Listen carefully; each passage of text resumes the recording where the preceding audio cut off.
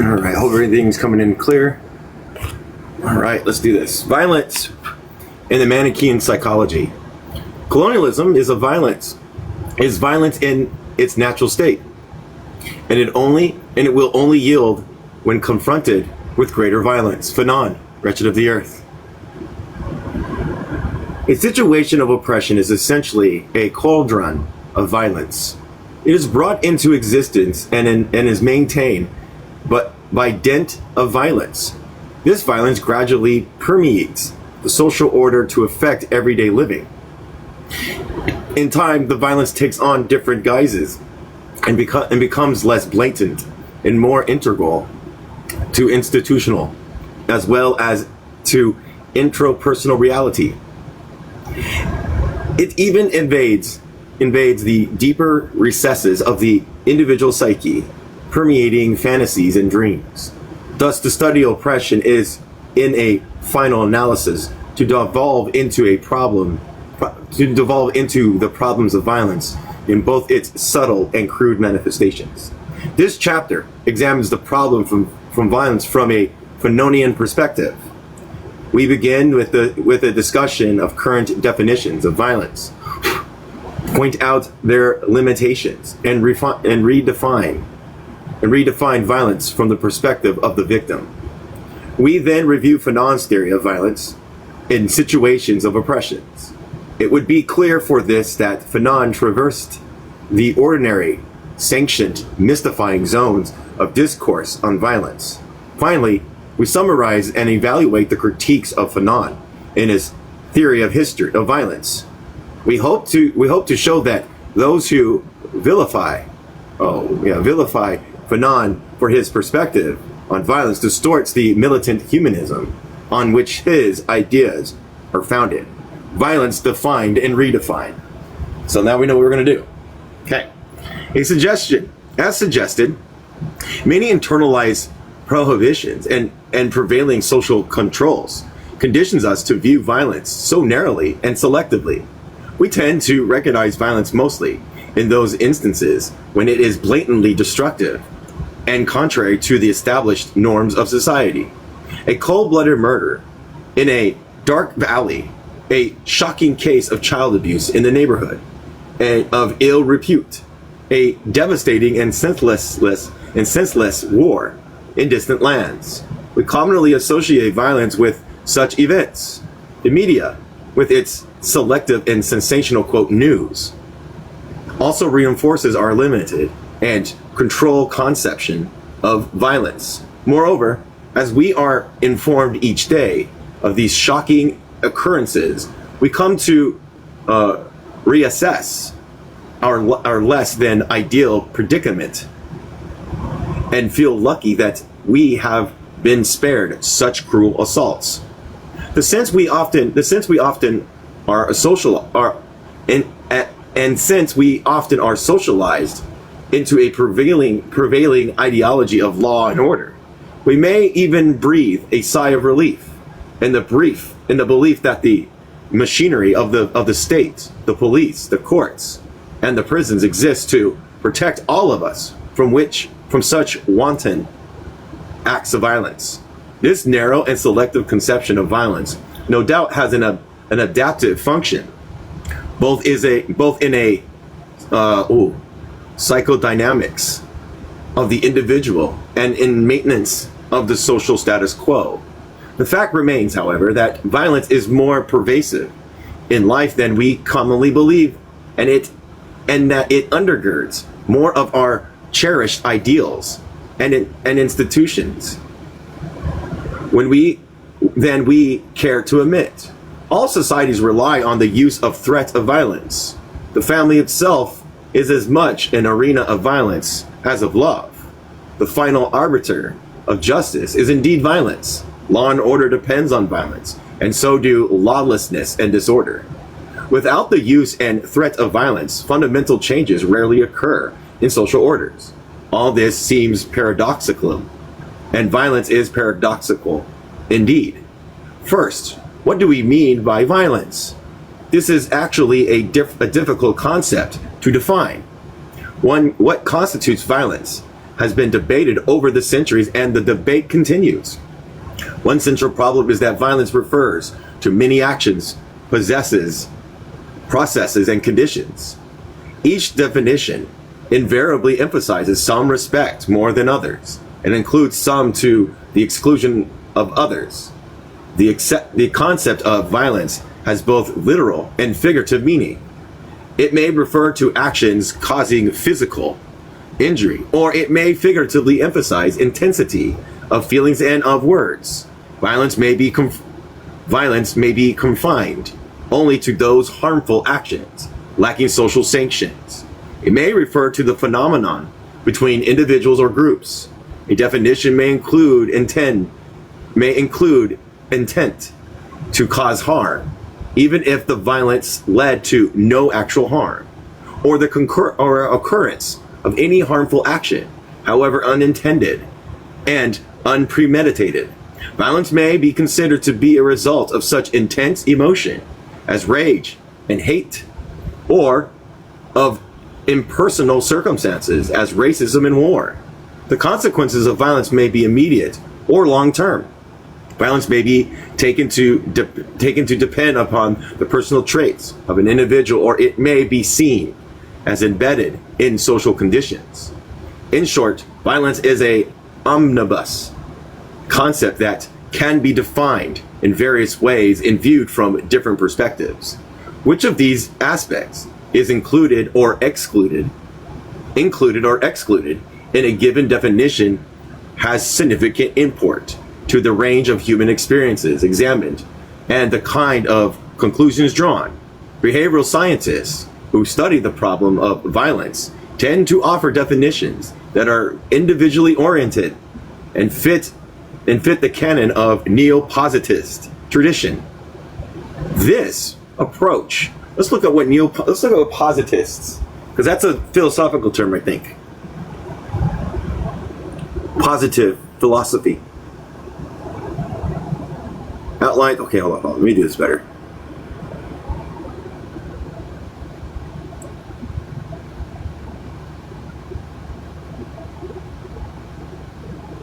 According to philosophy, someone who believes that all genuine knowledge must be based on observable empirical fact and logical analysis. They reject the metaphysical speculation, intuition, and religious faith as valid ways of understanding the world. Okay, good. This approach narrows violence to what is measurable and quantifiable. It assumes an identifiable predator or perpetrator and an equally indefendable victim. It searches for the immediate observable antecedents and consequences of violence. Less immediated causes and long-term effects introduce unwanted complexities and overload established methods of verifiability. Such approach to the study of violence has contributed significantly to criminology and clinical work, but it presents serious limitations when one is considering the problem of violence under conditions of oppression.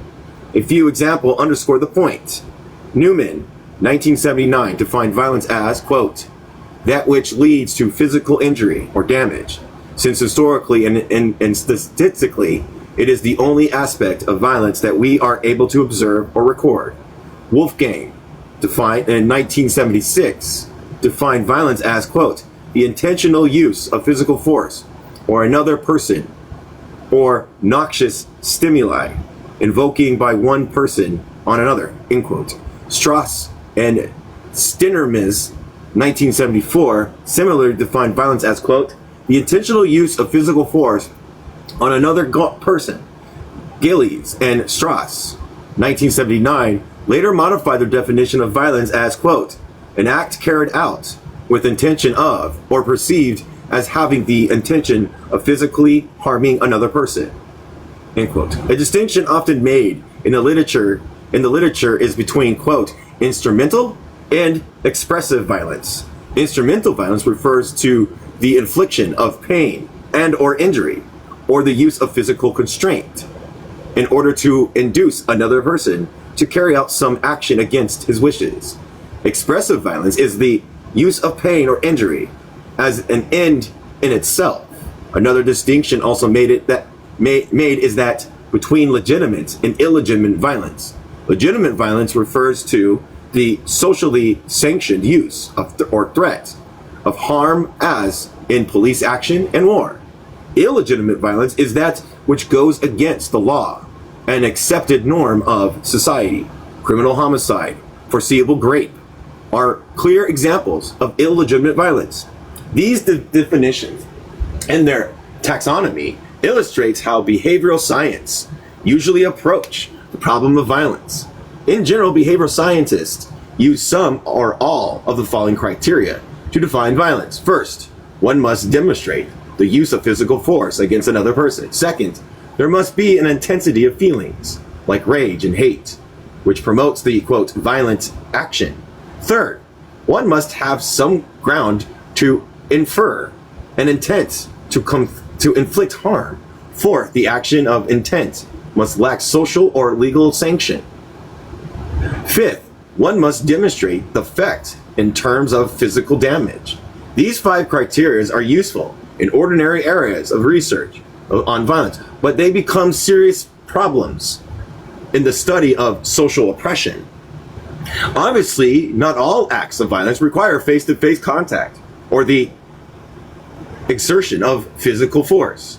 Shooting with a gun, spraying a territory with poison gas, and pushing a button that fires missiles are examples of deadly violence. The feeling associated with interpersonal violence are not necessarily identical to those associated with collective violence. Reliance on intent may be useful to define individual violence, but less useful in defining systematic violence. Many actions and conditions that cause harm may not necessarily be intentional, but their consequences are no less devastating.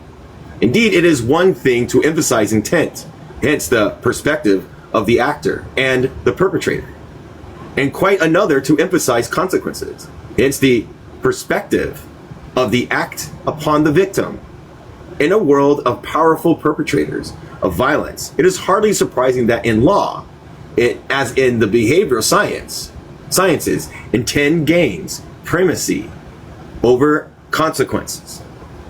Even more of an ideological and value biases of a preceding definition are revealed when a definition of violence is limited to that which is, quote, illegitimate.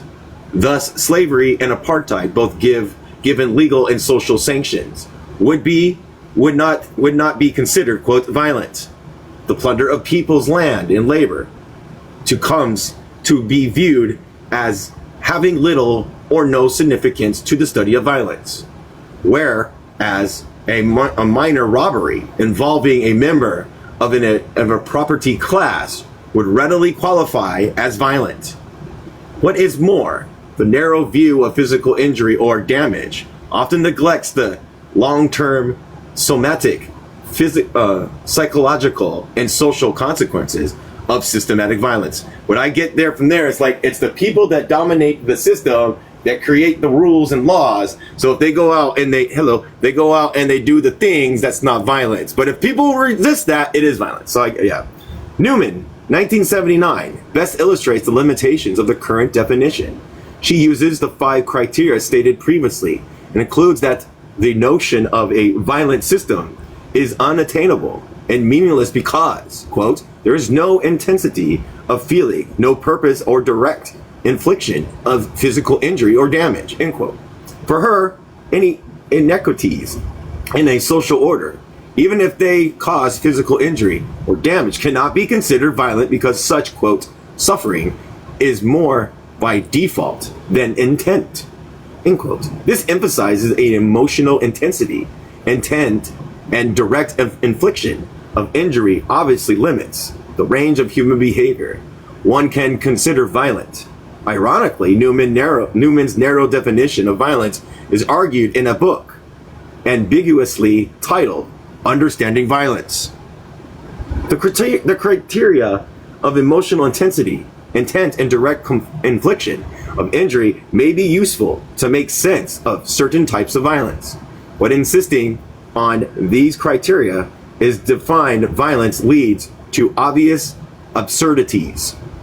For instance, those who order a pilot to bomb an enemy territory may have the stated intent of killing armed adversaries, but killing innocent children more, quote, by default than intent, make the bombing less violent? Question mark. Would the Yahtzee war criminals who coldly and disproportionately sent victims to the gas chamber be considered non-violent because of claims that he personally did not inflict direct physical force, or that he simply followed orders and had no personal, quote, intent to harm anyone? Is the action of a parent who committed infanticide less violent because one can prove his murder occurred in a moment of a psychotic rage? That's scientific. In fact, only a small fraction of human violence can be explained in terms of intent. Even in that fraction, there is room for dispute as to what constitutes actual intent and the accuracy of such attributions. Much human violence occurs with little rational content or individual deliberation. Violence is integral to relations of social conditions. We should apprehend less of its essence, if we reduce it only to a moral question, just as we would be remiss if we limit it to what a social order designates illegitimate. For in any given social order, violence often occurs vertically, from top to bottom, in the struggle for power, property, security, and justice, quote unquote. This form of violence is often sanctioned as legitimate, whereas violence from bottom to top is considered illegitimate. Even if we cannot always identify the perpetrators of vertical violence, we find countless victims and their survivors who bear indelible scars. The victims of survivors of vertical violence may in turn vent their anger and frustrations through horizontal violence, victimizing themselves, their relatives, and their peers. Again, because we can't yeah, I get that. The definition of violence we offer here is closer to that offered by Gill, 1981, who defines violence as, quote, human originated relations, processes, and conditions which obstruct free and spontaneous unfolding of innate human potential, a human drive towards growth, development, and self-actualization by interfering with the fundamental and inherent biological, psychological, and social needs, end quote. This definition may seem awkward or abstract, but it is certainly more useful than most traditional definitions. It permits the study of violence in its various manifestations, without of course including legitimate violence or unintended violence from consideration. We propose a more succinct but related definition. Here it is, everybody.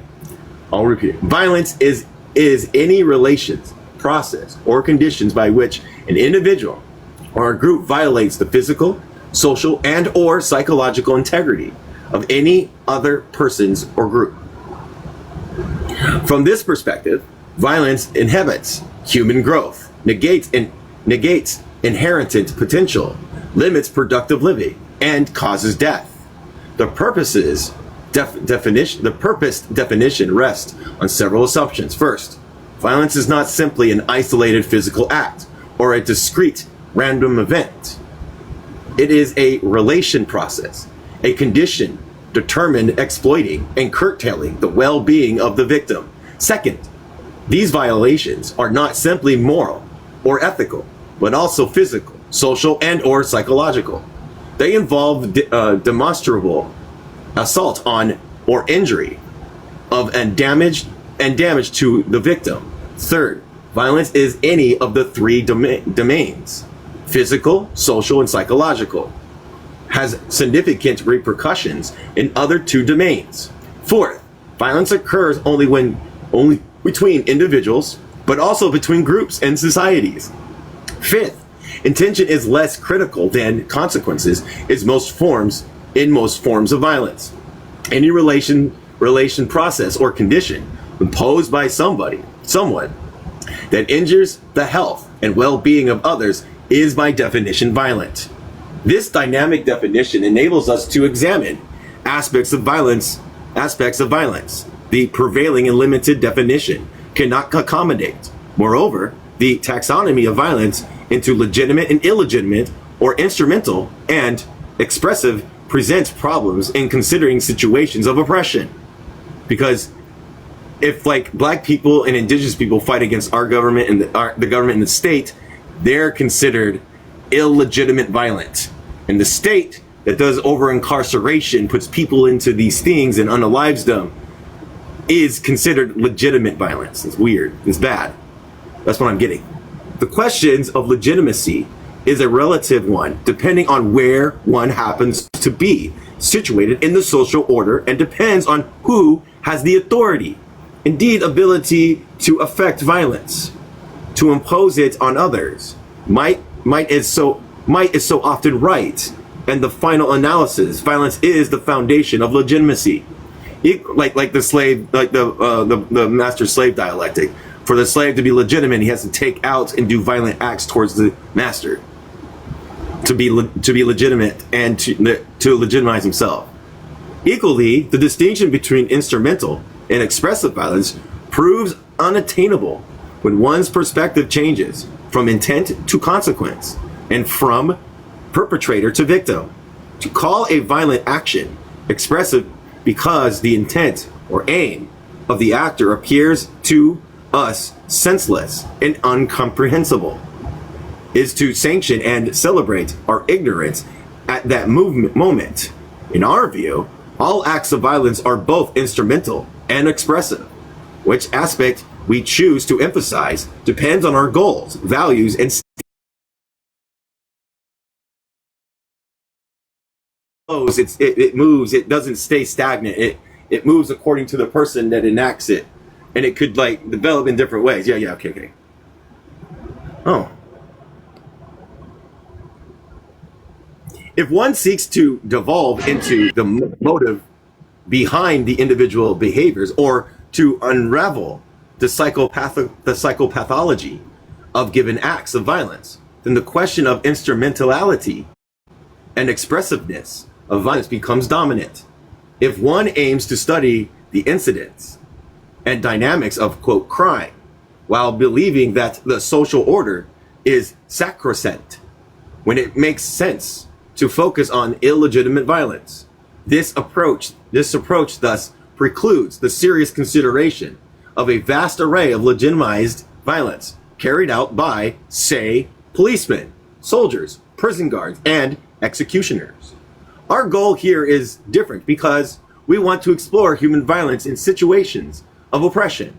This requires that we look at various forms of violence, legitimate or not, that create and maintain the conditions of oppression.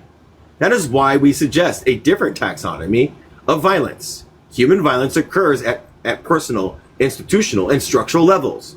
Personal violence is the easiest to discern and control, and its effects are easiest to assess. Typically, personal violence is a phenomenon of a dyad.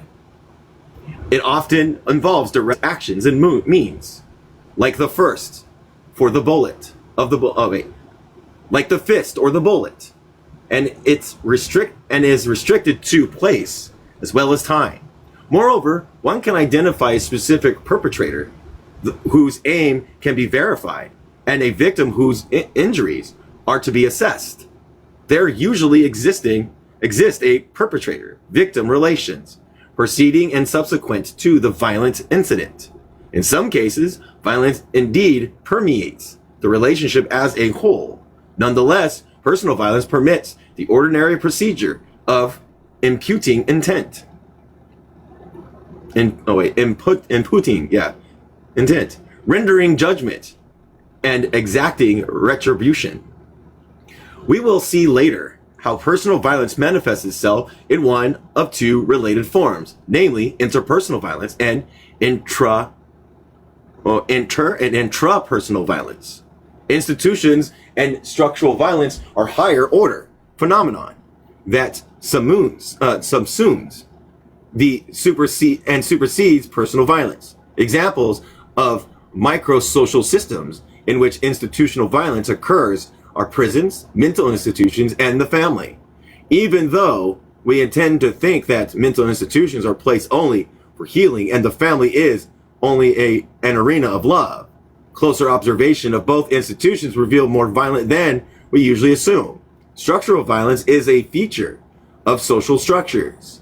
This form of violence is inherent in the established modes of social relations, distribution of goods and services, legal practices of dispensing justice. Structural violence involves more than the violation of fairness and justice.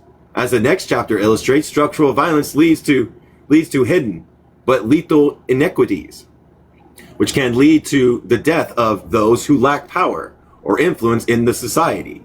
Thus, institutional violence and structural violence involves more complex relations, processes, and conditions than personal violence. Personality and temperament are more likely to gain primacy in personal violence than in institutional and structural violence. Ordinarily, institutional and structural violence span individuals and generations.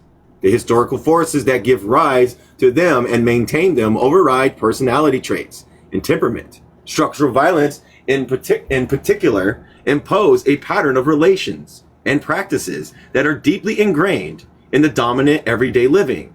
Individuals are born and socialized into as victims or perpetrators, and in the absence of a fundamental social change, they play out their ascribed roles. This fact in particular makes structural violence hard to discern because it is very much part of the structural and social reality, prevailing values, and everyday practices. Personal violence confronts us as acts of individuals. Structural violence enjoys sanctions of ruling authorities and appears diffused and very much linked with social reality, directed at individuals. It swamps them and renders them helpless. Collective action alone can question, harness, and redirect structural violence. Clearly, structural violence and personal violence are at different levels of complexity and of different durations. Institutional violence is at an intermediate level of complexities and durations. It mediates personal and structural violence. All three are, of course, related, and none of them can be understood apart from one another. So they're both connected.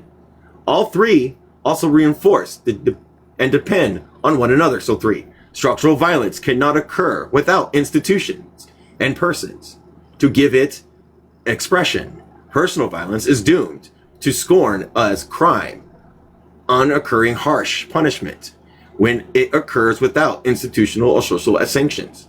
Thus, in a patriarchal system in which men monopolize violence, a man who beats his wife is less of an anomaly than a woman who beats her husband. Similarly, in the racist society of yesteryear, white men grape black women with impunity, but black men suspected of grape white women risked lynching.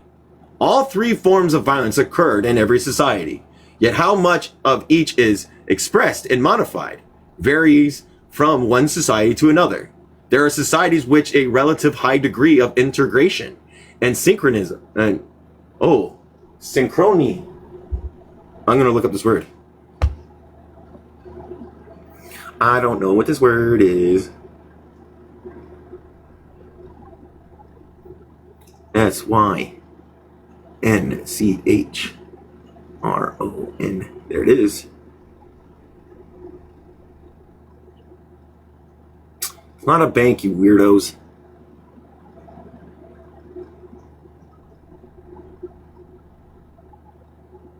Synchrony. Synchrony, a stimulus, occurrence, arrangement of things, events, and actions. Synchrony among the three forms of violence. In such societies, one finds a shared axis around which revolves the prevailing laws, the rules governing family life, and the convention guiding conduct in everyday living. The integration of synchronin of the three levels of violence are, of course, never total or perfect. There are also societies in which personal, institutional, and structural violence are not coordinated and do not have a common purpose. These usually are societies in societies marked transition and conflicts. It also happens that in both types of societies, only certain groups tend to bear the brunt of the violence. They die more frequently and at younger ages than others in the same society, and the more oppressive and rigid the social order, the higher their death rates, physically, socially, and psychologically. A situation of oppression involves structural, institutional, and personal violence. Oppression in one of its expression, racism, legitimizes structural violence, rationalize institutional violence. The interpersonalized personal violence in a situation in which oppression spans generations of violence to which it owes its origins and subsistence is masked and obfuscated.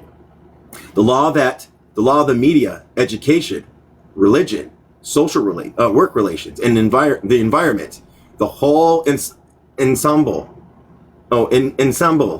of culture and material arrangement of society remains infused with violence, which becomes harder to discern the longer one lives under this condition of oppression.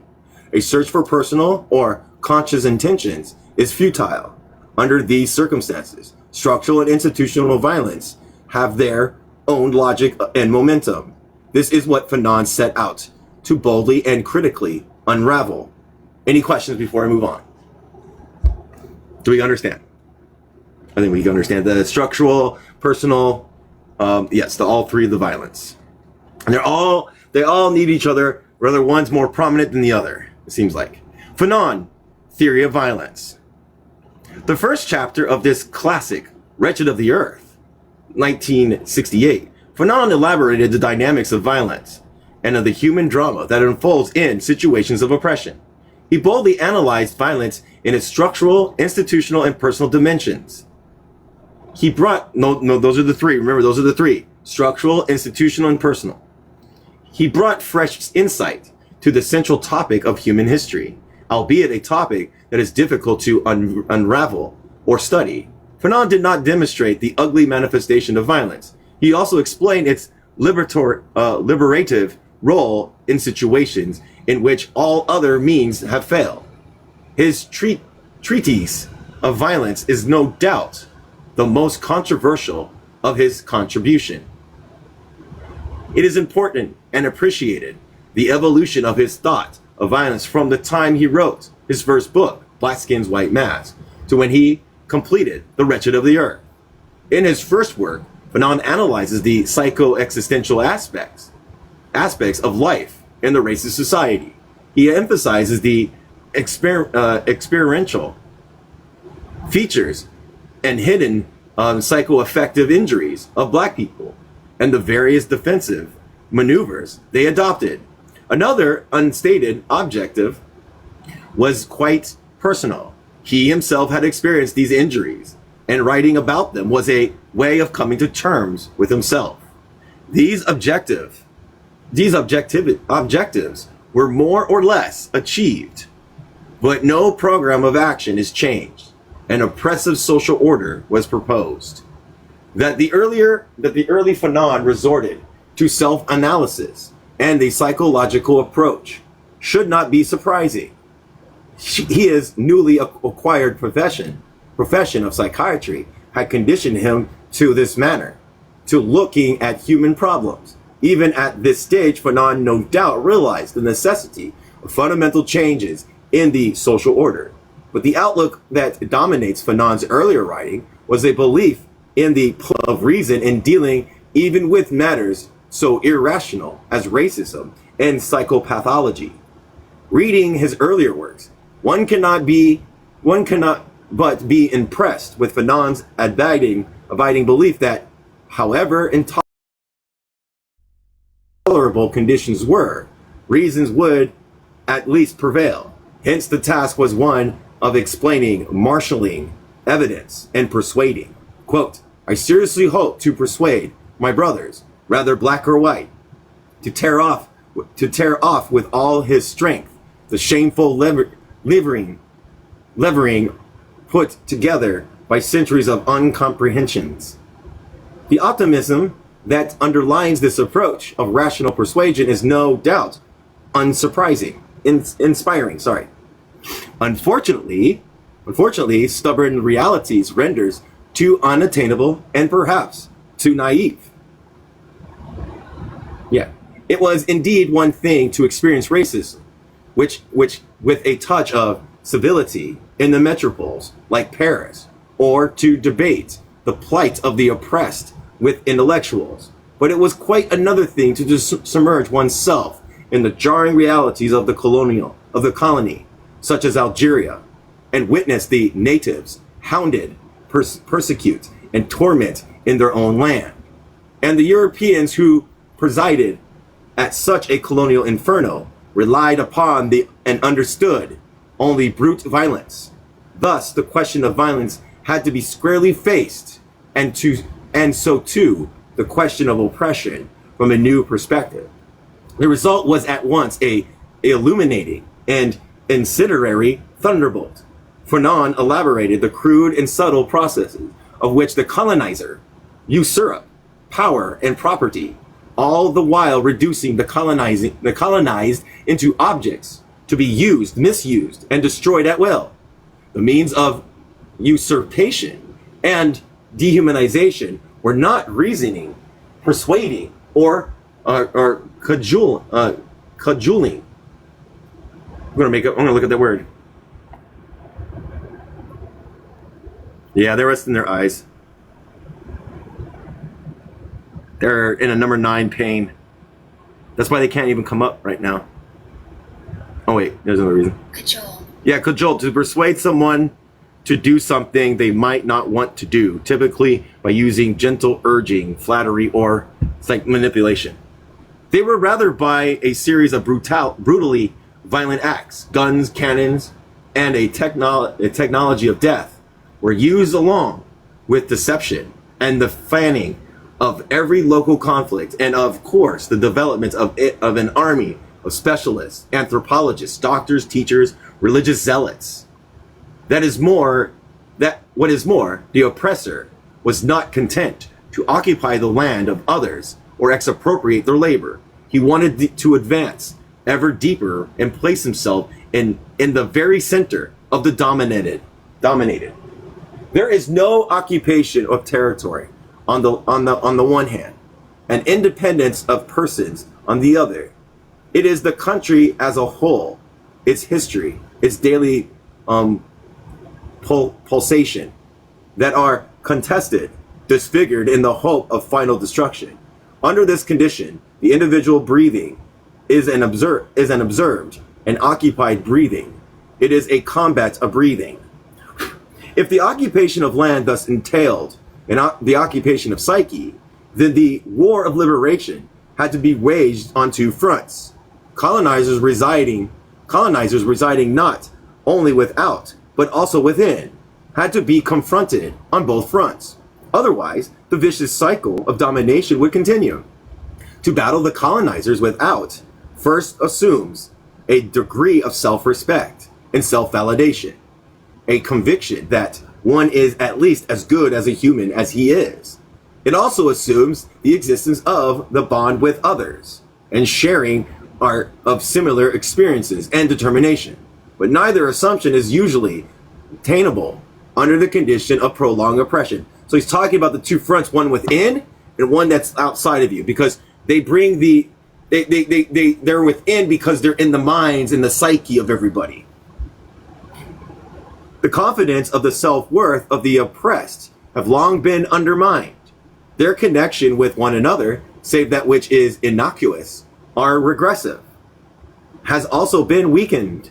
The colonized had been reduced to individuals without an anchor in history, alienated from themselves and others. So long as this alienation prevailed, the colonizer without would not be challenged. His abuses, humiliation, and suffocating repression permeates everyday living, further undermining the colonized self-respect and collective bonds.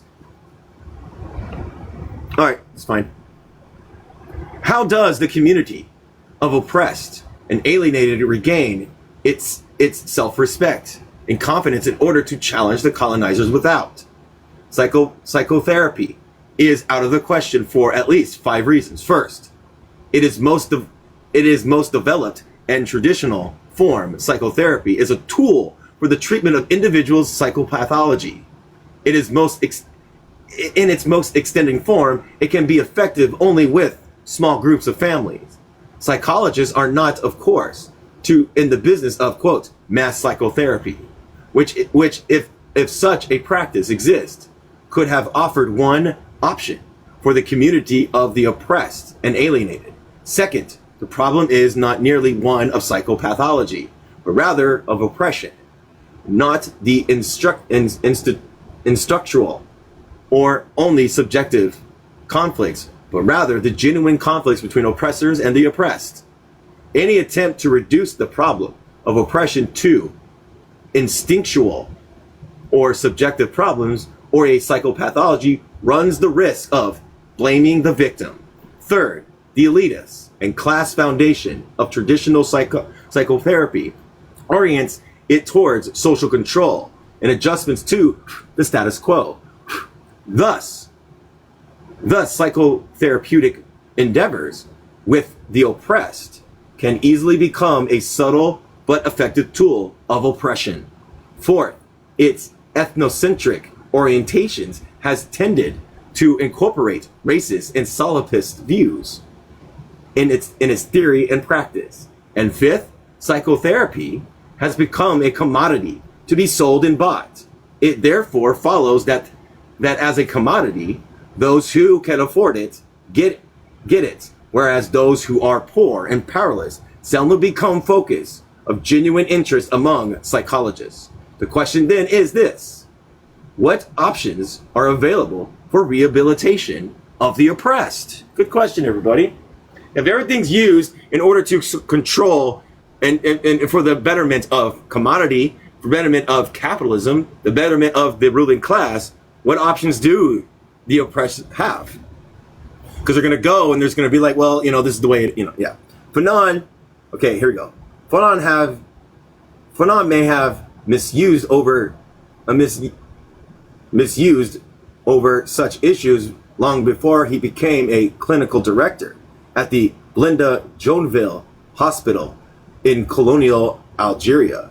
But as we shall see, his work in this hospital confirms his fear that mental institutions in oppressive societies are places of violence, not of healing. The institutions in which he worked was not only intolerable, crowded, and medieval, it was also used by the colonial authorities as a dumping ground for tortured and broken Algerians. Fanon was later convinced that the colonizer without and the colonizer within were best confronted simultaneously and by the same means, namely violence. The Algerian War of Independence, burgeoning, and Fanon's committed himself to it. His earlier convictions that reason would prevail or that persuasion would change the oppressed dialectic had lost ground. Fanon, 1968, now saw that only violence had transformed the oppressive order and occupied psyche. The colonizer depended on the understood only violence, and he had to be met with greater violence. Quote, violence alone, violence committed by the people, violence organized and educated by its leaders, make it possible for the masses to understand social truths and give the key to them. By the time the chapter of violence was written, Fanon had years of direct experience on battlefields and in the circles of Algerian freedom fighters. He observed not only the ravages of war, but also the culture of psychic revitalization that emerged as the oppressed began to take control of their destinies. The chapter on violence is appropriately on decolonization, not on colonization. The audience for which it was intended is not everybody, but only the colonized. The style and tone of writing also change. Fanon here did not quote European scholars, nor did he confine himself to psychological concepts. He developed his own formulation and discussed violence in its various manifestations, how the oppressor used it to maintain his unjust rule, what defense maneuvers the oppressed adopt, how the oppressor's vertical violence changes to horizontal violence among the oppressed. These are the issues that Fanon examined with the brilliance that led Jean-Paul Sartre to state, quote, if you set aside Sorel's fascist utterance, you will find that Fanon is the first since Engels to bring the process of history into a clear light of day. Pivotal to Fanon's theory is the notion that the Manichaean psychology underlines human violence and oppression. The Manichaean view is one that divides the world into compartments and people into different species. This division is based not on reciprocal affirmation, but rather on the irreconcilable opposites cast into good versus evil, beauty versus ugly, intelligent versus unintelligent, white versus black, human versus subhuman modes. This duality to opposites is not dialectical, and hence not an attempt towards a higher synthesis. Its logic is a categorical ether, or in which one of the terms is considered superfluous and unacceptable. Yet in reality, this duality of opposites in the Manichaean outlook is interdependent. Each is defined in terms of its opposites. Each derives its identity in opposition to the other. Yet in such a perspective, it is necessary to keep the line of demarcation quite clear, or else the Manichaean psychology collapses.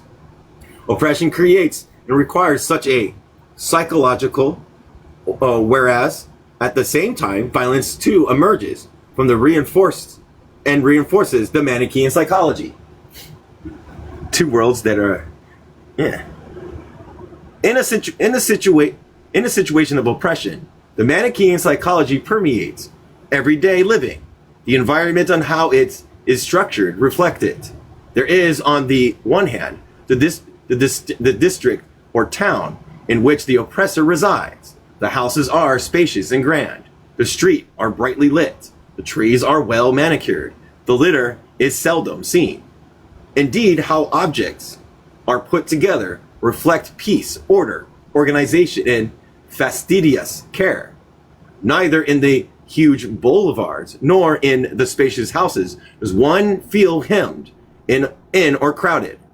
A well-fed and well-dressed people are well disposed to each other, so long as everyone possesses the characteristics, racial or otherwise, that identify the species on this side of the world. The police too are cordial and helpful to all but those intruders who may cross the color or class barrier. Indeed, their job is to keep this, quote, born criminal and unredeemable scum out of sight. If by chance they find a member of the other species, their cordonly vanishes, and they act like hounds ready to pounce on their prey. Where there is, on the other hand, they use the G word to get, I'll say underdeveloped communities, in which the oppressed live on top of each other in dilapidated tenement houses, hovels, and shacks. The streets, if they are paved, are rough and full of potholes. They are poorly lit and dark and forbidding once the sun sets. Garbage collection is sporadic, and since there is no garbage cans, one can find bottles litter everywhere. The ill-fed and badly dressed inhabitants of this district are well disposed, to only a few people they know and trust. The way their world is put together betrays the ravages of an undeclared but ongoing war. And so long as the inhabitants deny this fact, their behavior and the objects around them reflect disorganization, apathy, and neglect. The police here are invariably hostile and suspicious. Their headquarters are huge, fortified installations. They reach for their batons and pistols upon the slightest suspicious act. On this side of the world, everyone is frequently on edge. The police and the soldiers more so. The Manichaean psychology also permeates and prevailing values and beliefs. The oppressor identifies himself in terms of the sublime and beauty, while depicting the oppressed in terms of absolute evil and ugliness. In fact, the terms the white settlers used when he mentioned the native are zoological terms, meaning they saw them as animals. He speaks of the Asian man. They use the color, reptilian motion, of the stink of the native quarters, of the breeding swarms, of foulness, of spawn and gesticulation. Basically, you see the different contrasts. You see that the other side, this is the Manichaean world, the white side, the colonizers, everything's great. Everything's good, well made, well treated, blah, blah, blah, blah, blah, blah. They're helped, they're like all that. But the other side, the oppressed, are exactly the opposite. That's the Manichaean outlook I'm thinking. That's what I'm getting. Civilization and high values are used to characterize the oppressor. His skin color, habits, and all else that identifies him are considered superior, whereas those features of the oppressed are despised, as if they personify filth and evil. Indeed, the oppressed is depicted as lacking any values or ethics. He is the quintessence. Well, let me make sure this is quintessence of evil. Let's go look over this. Hold on a second. I'm gonna make sure I'm saying it right.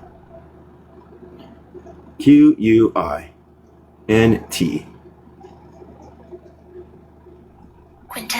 Quintessence, the purest, most concentrated essence of something, or the perfect embodiment of a particular quality. So, embodiment of evil, kind of like. He can be neutralized only by spraying with DDT and by conversations to Christianity. In short, the oppressor puts himself beyond human attributes and reduces the oppressed to subhuman. On this part, the oppressed assume this role in the Manichaean psychology, thrust upon him, sorry. But he does so with much ambivalence and smoldering rage. He defines the oppressor as, quote, the other, who personifies all that he despises, is also envies. He is depicted as an animal, and devoid of intelligence, characterization he may not be publicly dispute until he is ready to reverse the Manichaean quotient. Secretly and in the privacy of his group, the oppressed knows and jokes about the fact that his pretenses and feigned smiles fool his tormentor. Nevertheless, the antagonist role. Oh my gosh. I gotta make sure I said this word right. Hope everybody's doing all right. Thank you for bearing with me, if you're here still.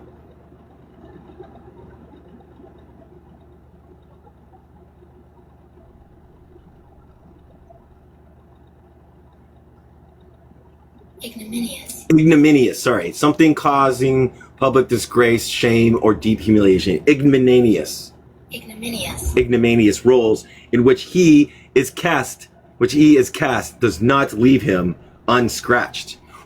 For to the extent that the oppressor gains, to that extent does the oppressed lose.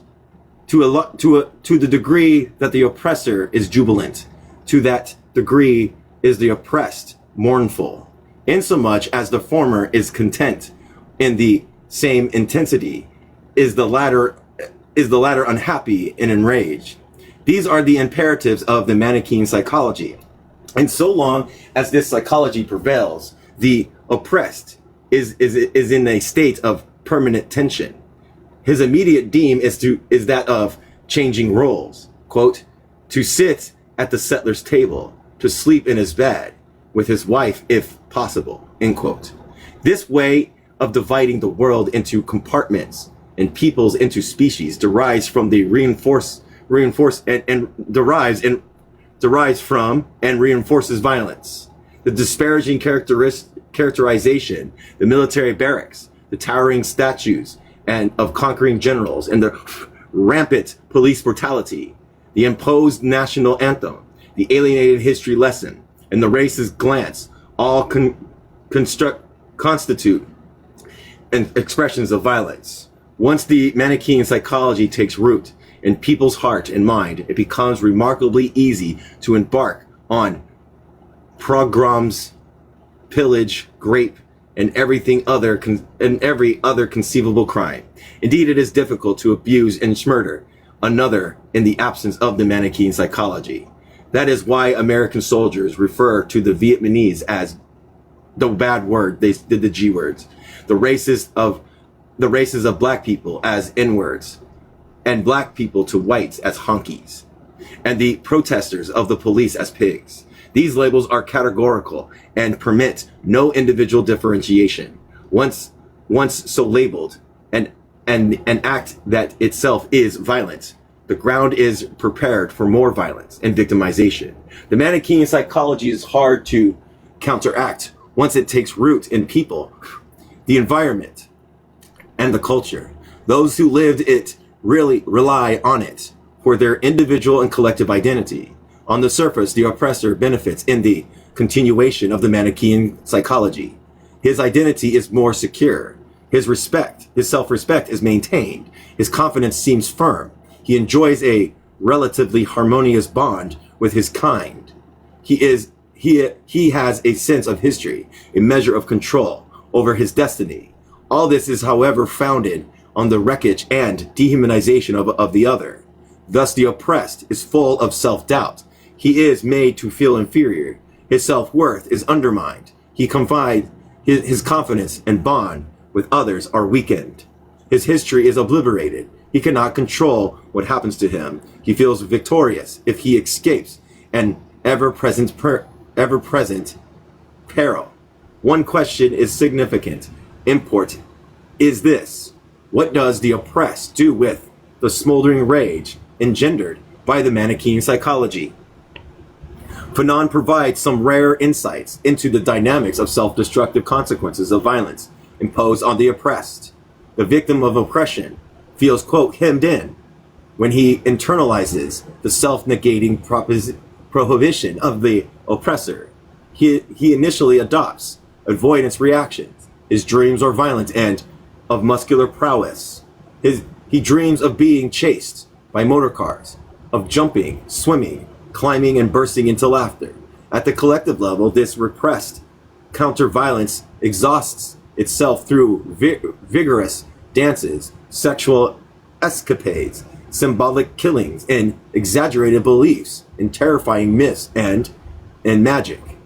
Such acts, Fanon, 1968, suggested, quote, may be deciphered as in an open book, the huge effort of a community to exercise itself, to liberate itself, to explain itself. Fanon also detected the aggressive component when in the very propensity to imitate the oppressor and be assimilated into his culture. An interesting insight recalling the well-known psychological process of identification with aggressors. Oh, wow. Kind of like, they're identifying with their own aggressors because they think they can alleviate their oppression. Okay. But when they're repressed, counter-violence finds neither sublimated.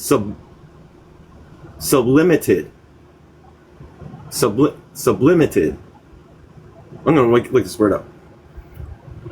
Hey, Brianna. if you're still here. I don't know if they're still here.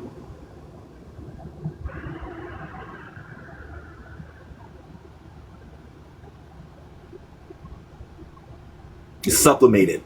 Sublimated. I thought so. Sublimated.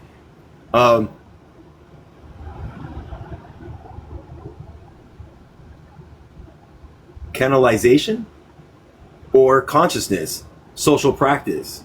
One observes an appalling incident of crime, and particularly of homicide among the oppressed. This is Fanon. The colonized man will manifest his aggressiveness, which has been disposited in his bones against his own people. This is a period when inwards beat each other up, and the police and magistrates do not know which way to turn when faced with astonishing waves of crime. The victims of prolonged oppression, once he submits his bondage, learns to take the violent assaults and dictates of his oppressor patiently. Yeah, even with a fringe smile, he may subsequently obey orders, seek assimilation into the dominant culture, develop a knack for minor sabotage through passive resistance, and redefine his own means of vicarious retaliation. Yet the violent assault and everyday abuse are too much to bear. He demeaning public behaviors and submission and compliance are at the same time ego-dynastic. Thus, under the cumulative impact of this impossible situation, he turns his anger as well as his frustration against himself and his own people. The result is a higher incidence of alcoholism, psychiatric disorders, hypertension, and homicide. Fanon says here, when the white settler or the policeman has the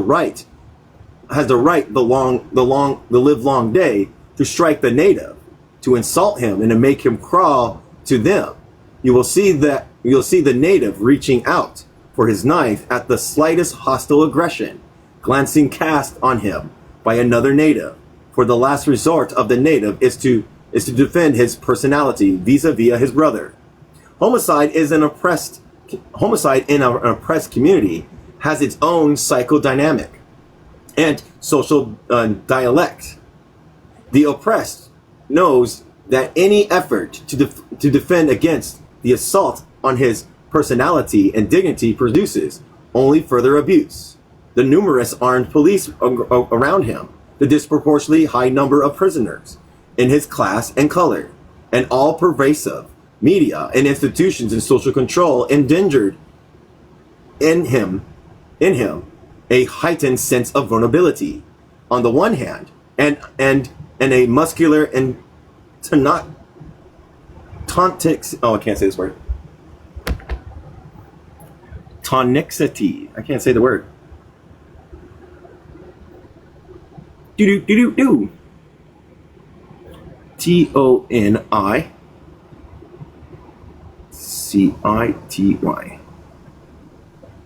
Tonicity. Tonicity, a measure of an effective pressure, gradient, and two solutions separate by the membrane. Okay, on the other. Now, if he cannot defend his personality in the larger social arena, he must by all means defend what is left of it in his last refuge, namely in the circle of his family and friends. That is why the slightest challenge, rejection, or offense by those worthy of his love or respect, thereby of his high expectations, pushes him to a volcanic eruption of a repressive aggression, and welling up of an accumulated anger, and a long delayed but now reflexive action of dead finality. Finally, the homicide under such conditions, one can even postulate an unconscious wish to eliminate an intimate convictim of oppression, who but mirrors what one hates in oneself, namely the internalized cupidity of the oppressor and the incalculate, I can't say this damn word.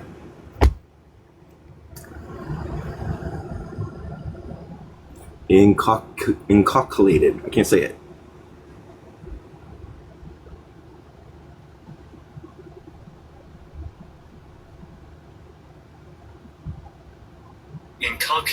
Inculcated cowardice and of submission, to teach, still, or impress an idea, belief, or habits into something in someone's mind through persistent instruction, abomination, or repetition. Okay.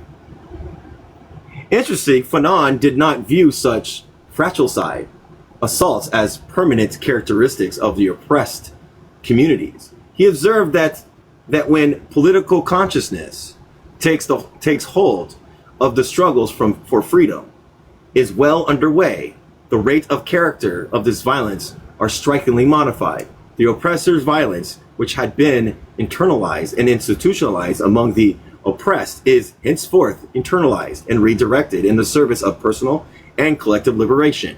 Horizontal violence thus changes into vertical counter-violence, avoidance reaction, repressive in dreams, violent fantasies, and autodestructive behavior give way to a proactive revolutionary praxis.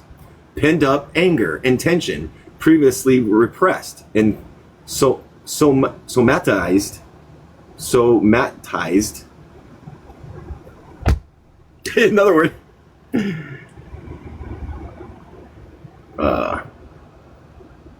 I wish I was better at pronouncing words, but I'm not good at pronouncing words.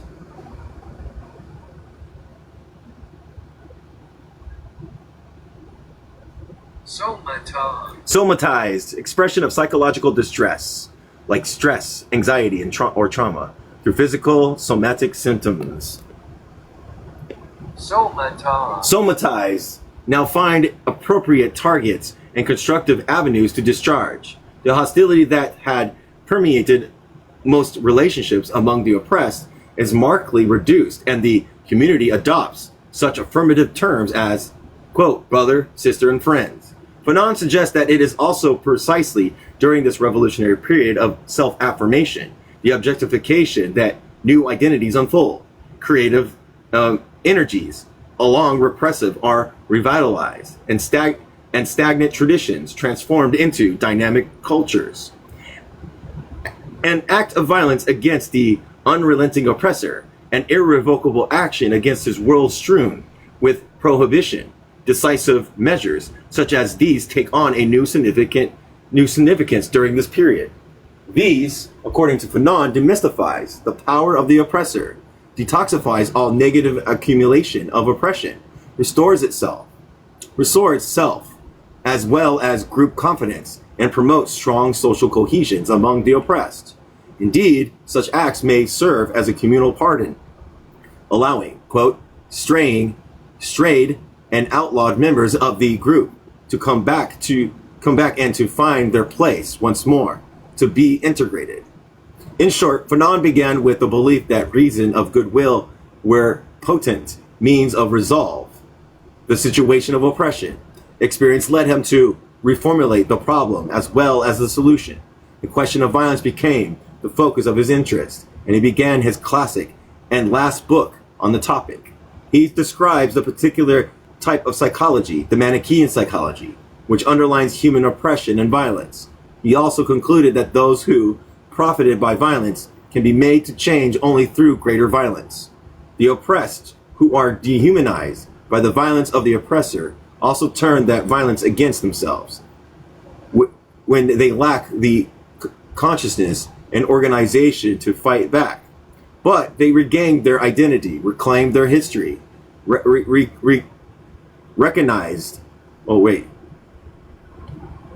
reconstitute their bonding, and forge their future through violence.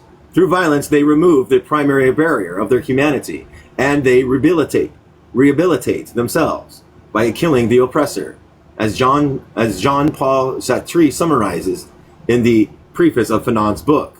The oppressed, quote, kill two birds with one stone. there remains a dead man and a free man. The killing of the oppressed was inside, and the unaliving of the oppressed outside. Because Fanon talks about, like, you have to free yourself in order to seek the liberation. Yeah. But you notice that, like, he said that through this liberation process, soon this exertion of violence towards the oppressors, it brings on the relief.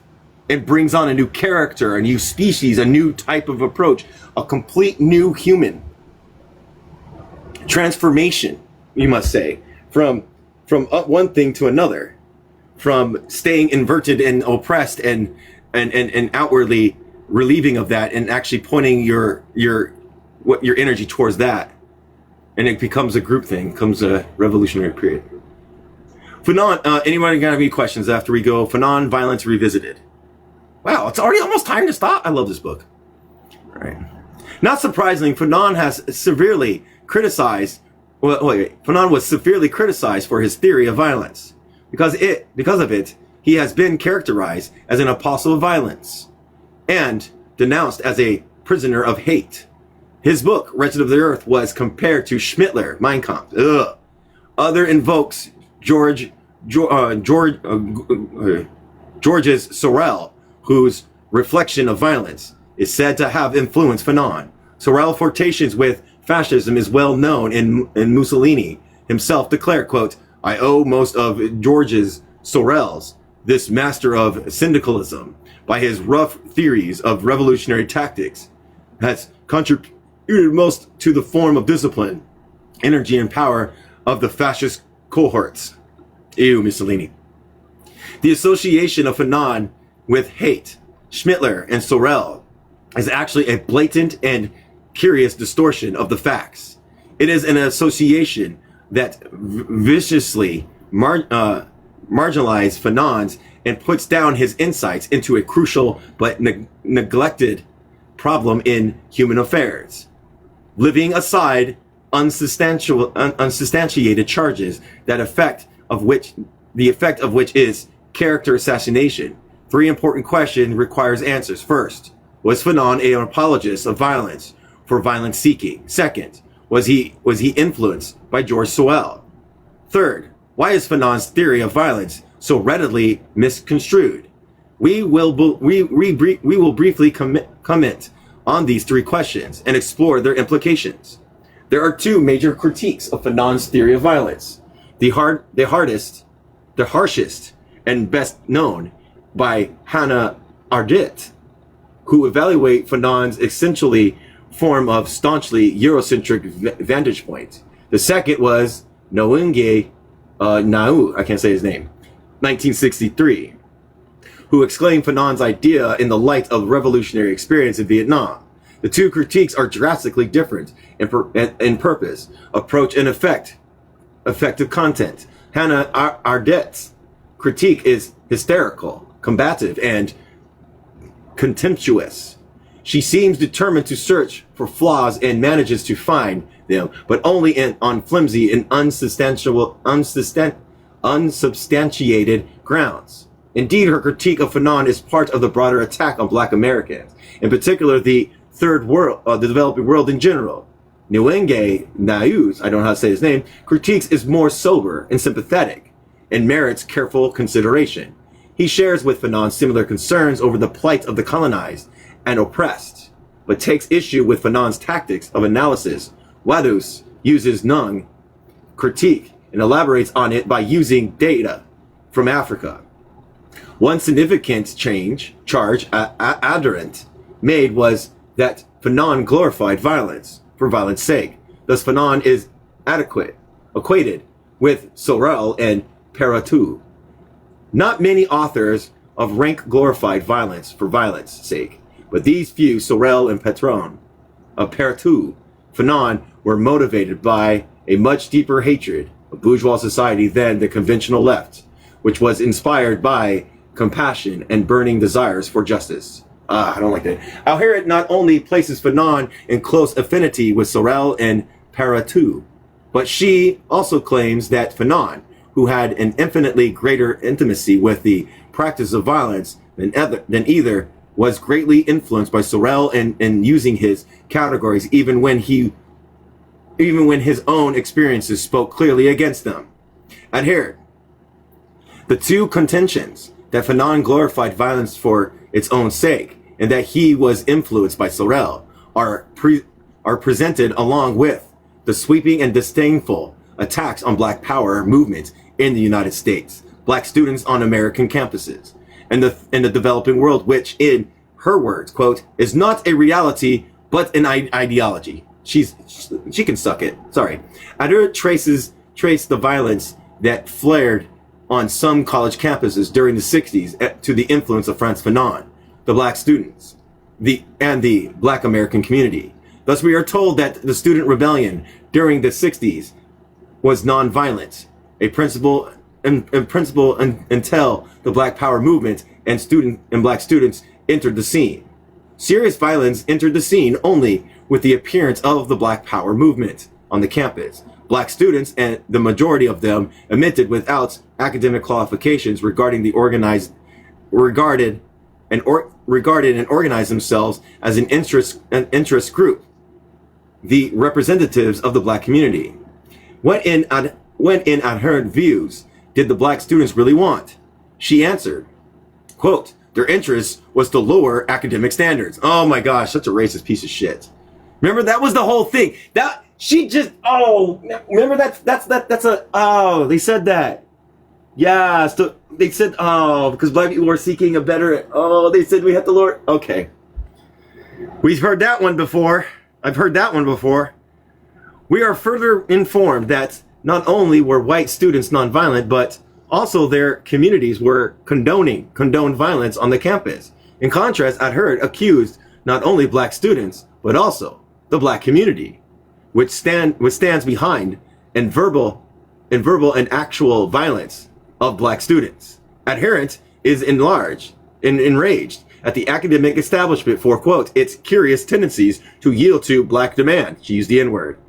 Even if they are clearly silly and outrageous, than to the disinterested and usually highly moral claim of white rebels. Equally, she derided Black students' desire to learn Swahili, African literature, and, quote, other non-existing subjects, which in a few years will be interpreted as another trap of the white man to prevent Black people from acquiring an adequate education. And so goes adherent, triad, tirade, and racism, masquerading as an intellectual discourse. The claim that compassion and the burning desire for justice inspires the conventional left more than did Fanon, or that troublesome black people dragged highly moral whites into I'm gonna make sure I said it. Mediocrity? No, that's not mediocre. Make sure. I gotta look ahead here soon.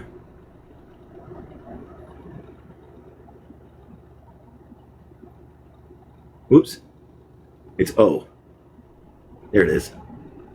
Mediocrity. Yeah, mediocrity. I was right. Mediocrity and violence could be discarded as problems of personal bias and idiosyncrasies.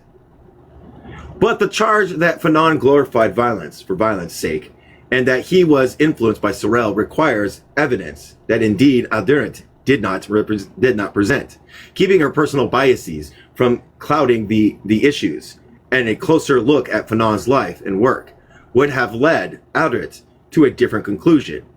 Fanon believed that everyone has a sacred right to life, freedom, and dignity, and that none of us, least of all Fanon himself, should enjoy this right while somewhere others are persecuted, exploited, and dehumanized. By his choice of professions, he committed himself to healing troubled and tormented psyches.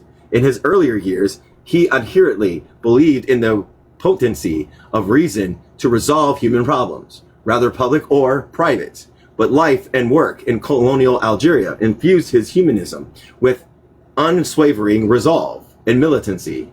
His observations were underscored. His observation there underscored the fact that colonialism and the men who run the violent machine were impervious to appeals to reason, established clinical practices to become untenable when those who govern willfully thwart the life, freedom, and dignity of governed. It became clear to Fanon and to the Algerian people that when all peaceful measures failed, there remained only one recourse, and that was fight. Fanon's goal of healing tormented psyches thereby moved from the consulting room to a larger societal arena, from the concern with private and personal problems to an emphasis on public and collective well-being, and from curative and institution based to preventive and mass oh my gosh, participatory measures. All right, real quick. 162. I'm going to look ahead. Add a bookmark. Okay, 162. Let's see if we have another stopping point. Please help me get to another stopping point. Oh my God. Doesn't look too promising, everybody. Nope. Oh, maybe. 62, 62. I don't know. I can't make it. Probably not. 168 is the next one. That's long. So I'll just keep reading until I find a stopping point. We got 10 more minutes. Take up arms. As for him, never. Oh wait. Taking up arms was for him never an end in itself, but only a last recourse, and a perilous one at that. A related issue that others have unjustly emphasized and taken out of context is Fanon's assertion that at the individual level, revolutionary violence distonxifies? What the heck is this word? It has an X in it. I don't know how to pronounce it.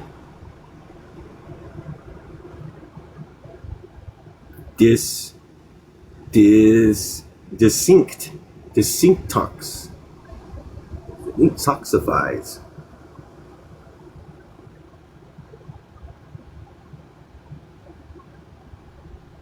Why is it making me do a different word? Or it won't let me do it. It's a medical supervised care of management. Desintoxicate. Weird. All right. This assertion has given rise to a rapid criticism of Fanon by non-clinicians who could not differentiate between detoxification and catharsis. Grenzer, in particular, has made too much out of the common misinterpretations that Fanon's assertion was a justification for catharsis through violence. In discussing Fanon's theory of violence, she dwelt on what she referred to as Fanon's notion of the cathartic effect of violence, only to condemn it to be, quote, considerably less convincing as a policy. This interpretation actually misses Fanon's point. The confusion derives partly from Farmington's translation of la violence d'excellence, I can't say it because it's in French, into violence as a cleansing force. There is also a frequent tendency to take the remark out of context and suggest how directly that Fanon glorified violence for his own sake. Here as elsewhere, Fanon was actually concerned with how the oppressed could free themselves from the legacy of the inferiority complex, reclaim their identity, reconstitute their bonding, and take control of their destiny. Avoidance behavior with respect to the structural and institutional violence of the oppressor, or obsequent. I don't know this word either. They're killing me with the words.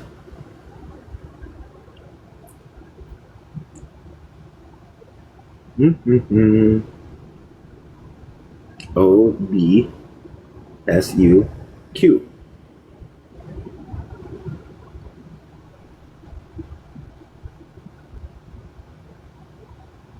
Obsequious. Obsequious. There we go. Obsequious pleas for denying justice, or not only in practical, but also intensified the dehumanization of the oppressed. Fanon's argument was that conscious and determining confrontation of the oppressed was unavoidable if the oppressed are to rehabilitate themselves, and that this confrontation was necessarily collective, the goal directed. Fanon was, of course, well aware that violent actions was residual effects on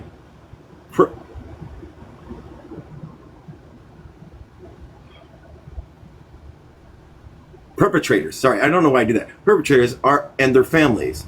The clinical cases review in chapter 9 shows his keen realization that catharsis in itself is not therapeutic, least of all when one's action directly injure and dehumanize others. But the subordinate refusal and violence of the oppressor leaves no option but to fight him. And in fighting him, the oppressed is collectively and individually desensitified. I can't say it. In other words, the recovery of the alcoholic begins, and his detoxification. The cure of the phobic lies in confronting the very object of his fears, and the self-rehabilitation of the oppressed begins in directly confronting the source of his dehumanization. This is not simply a recommendation of wanton violence. It is Fanon's point that he did not celebrate violence for his own sake is illustrated by his own following remarks. Because we want a democratic and renovated Algeria, we believe we cannot rise and liberate ourselves in one area and sink in another. We condemn with pain in our hearts those brothers who have flung themselves into revolutionary action with the almost psychological brutality that centuries of oppression give rise to the feed. On the question of whether solar influence Fanon, there is simply no evidence to support the contention, and no indication that Fanon ever read Sorel. The two men, in fact, approached the question of violence from drastically different vantage points and with opposing goals. Sorel is a conservative moralist, saw life in terms of fundamental conflict between decadence and renaissance. He combined his staunchly moralist outlook with some respect of Marxian, particularly the theory of class struggle. An incurable pessimist, he believed that the possibility of deliverance was narrowly conditioned. He saw the bourgeois politicians and intellectuals as the epitome